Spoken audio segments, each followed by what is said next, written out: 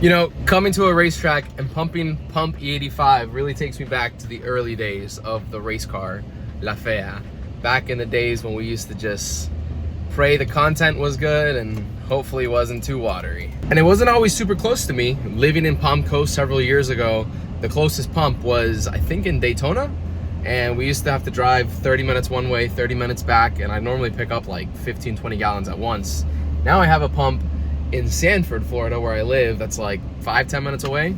It makes it pretty easy. And although today isn't a real track day, we do need fuel. We do need E85 from the pump. We're not using race gas on this application, but we wanted something that still can make a little bit more power. Since today we are going to the dyno.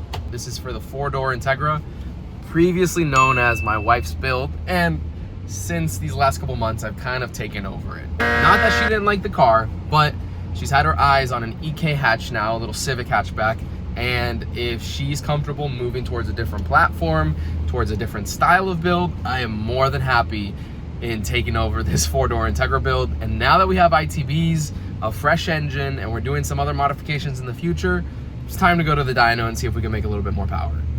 So unfortunately, the AC in the Integra is not doing great right now, so it's a little foggy and it's raining like crazy, and the rain plus the exposed ITBs and this road that's flooded, I'm really hoping we don't hydro lock this engine before having some fun.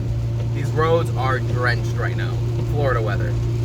So luckily the ITBs don't have a box that sit low, but it's still very exposed, open holes right into the engine. Let's hope we make it there good.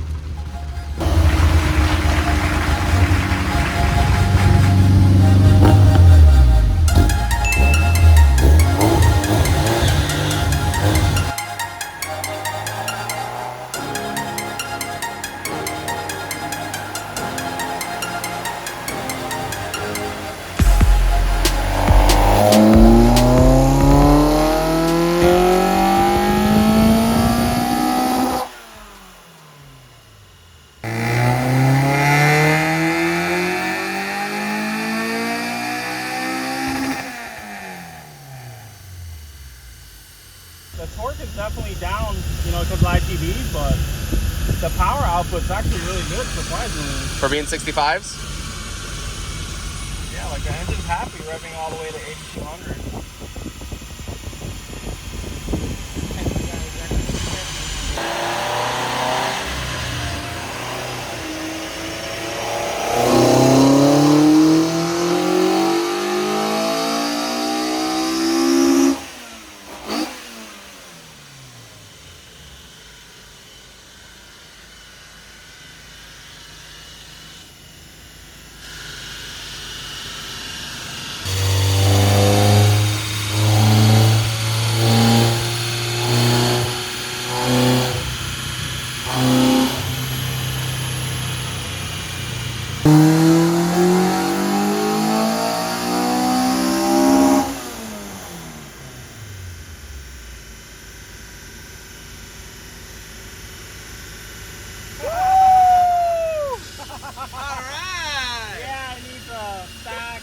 Move the condenser out the way. That was with the air in the front? How'd you have the fan? Just like that. Alright. So it needs a half-size radiator and an air box. Half-size radiator and an air box, yeah. 8 horsepower? 8 horsepower just by doing that. Wow. And torque. Wow.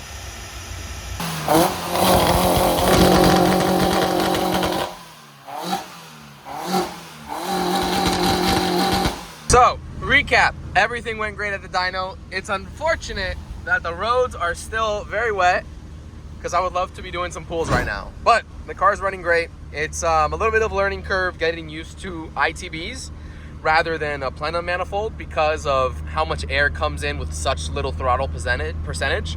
But overall, extremely happy and can't wait to do some hits once it dries up. One thing I did notice, that's no throttle, just a little blip. Does have some hang to it. You give it a little blip and it starts to come back down. Let's see. Let's just go into gear. Back into 6, forces it down. But there is some throttle hang with these blades. So there's a couple things that you can do to remedy it, but right there it comes down. So I put a little return spring on it, on the throttle bodies, to have it stick a little less. So let's go for a quick little drive.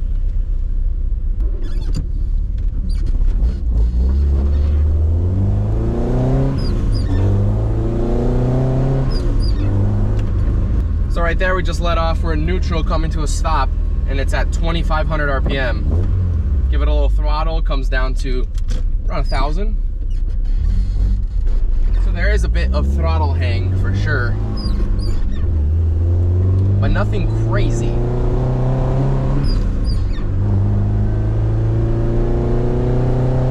Just a light third gear pull.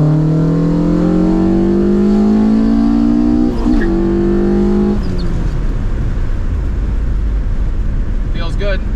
When you're almost wide open, there's so much range of that spring pressure that you let off and it immediately returned back to, we're just over 1,000. We're about 1,400 RPM right now, which is fairly good. But the problem is when you're doing partial throttle drivability, we've noticed that there is some hang up on the throttle. So if I was cruising at like 3,000 RPM and I let off, it might want to hang around 3,000, which isn't great, but I guess those are the trade-offs with larger than stock style runners and ITBs and stuff with a blade that's, you know, on a brand new product.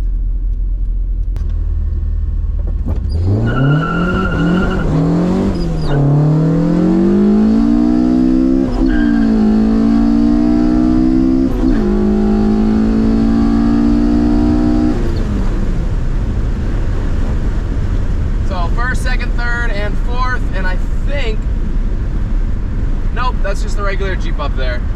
White top sometimes looks like the police SUVs. We're good.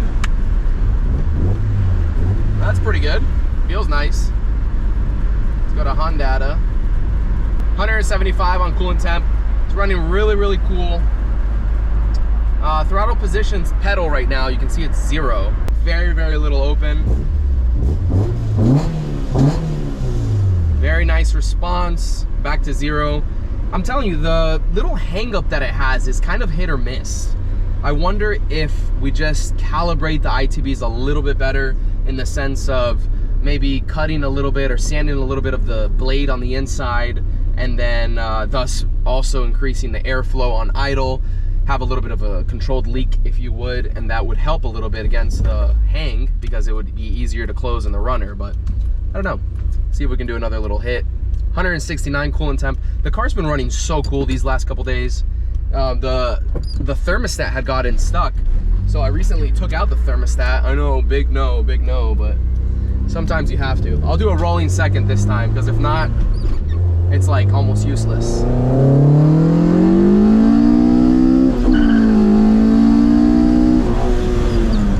don't want to hit it too hard on this curve.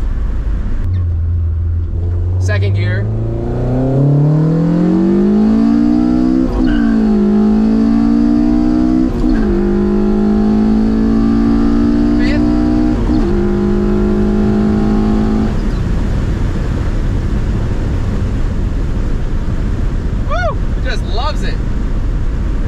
Loves it.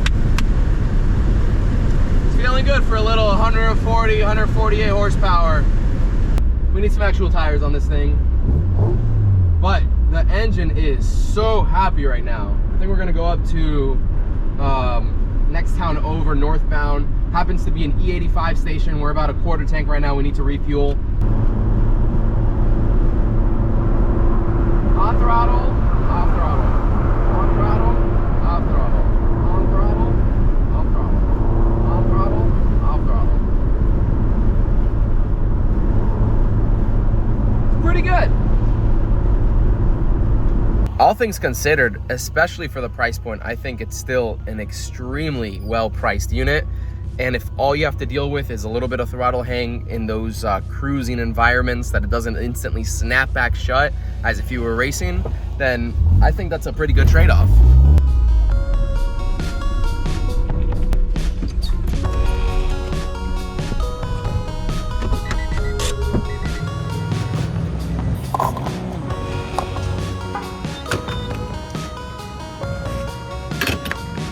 One of the beautiful things of E85. 22 bucks.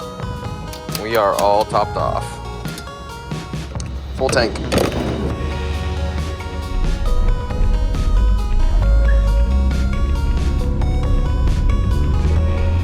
Now, if you're at home and you're between deciding if you want ITBs on your K-Series or even another engine, I'd ask myself two questions. Why do I want the ITBs, and do I plan on having a stock engine from this point to the near future? The first question right there, why do you want the ITBs? Well, a lot of people want them for the looks and for the noises. ITB does a very unique noise, especially in the front of the car. You get that induction sound and you get to see a whole bunch of cool stuff happen. You get to see the valves, the spray pattern of the injectors. It's a beautiful showpiece, and a lot of people will buy ITBs exactly for just that reason, which is fantastic. If you also want them for the performance field, then it is a good option if you plan to modify your engine, which brings you to question number 2. Are you going to be keeping the engine stock or upgrading it? If you're upgrading it, in this case an NA build, and you want more compression, a higher lift and duration camshaft, and you're gonna need a larger introduction of air into your engine, then the ITBs allows you to get that huge amount of air as soon as you start accelerating without having to worry about a larger plenum and a restrictive throttle body. We've had some really fun testing out this stuff, and if you made it to this part of the video, you deserve a little burnout glory. So we took it around the block. My wife was recording with the phone. This was actually not around the block. This was in Mexico, obviously. And we did a little burnout for you guys with the ITBs. Hope you enjoy the noises. Hope you enjoy the smoke show. And we'll see you in the next video. Bye.